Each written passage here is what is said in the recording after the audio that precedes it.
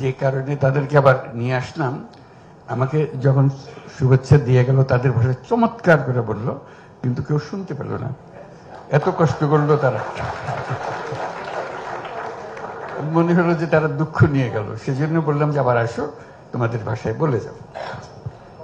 ভাষা আমার মায়ের মতো আপন। ধন্যবাদ মাননীয় প্রধান উপদেষ্টা। কুসুকাংনি আমানি গীতান হানথাংনি মিথ্যেলা। কোন ভাষা? গারো। গারো ভাষা। এটা গারো ভাষায় বলতো।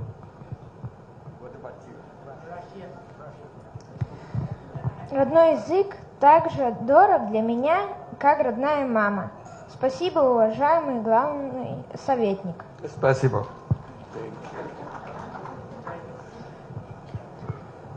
语言对我来说就像我的妈妈一样尊敬，谢谢。谢谢。